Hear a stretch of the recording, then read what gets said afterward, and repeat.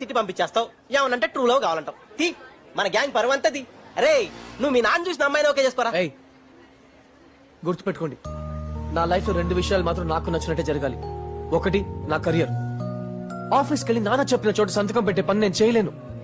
2 పెళ్లి. నాకు నచ్చకుండా ఓ అమ్మాయి నేను లైఫ్ పార్ట్నర్ గా ఎప్పుడు యాక్సెప్ట్ చేయలేను. Got it? హలో బ్రదర్, ఎప్పుడు రిలీజ్ అయిందిరా? అప్పటి నుంచి చెప్తున్నాడు. అబ్బా బిజినెస్ స్టార్ట్ చేయడానికి లోన్ కావాలరా అంటే ఆ మేనేజర్ తెలుసు, ఈ మేనేజర్ తెలుసు, పిచ్చెక్కిస్తానన్నావు. ఏంట్రా పీకా? నువ్వుడికి 5 రూపాయలు కదరా, 5 లక్షలు. నీ అబ్బకు టైం పడుతుందిరా. అబ్బా చూసారా, టైం పడుతుంది దేనికైనా. రే వాడు కనీసం ట్రై చేస్తున్నాడు రా, నువ్వేం చేస్తున్నావు?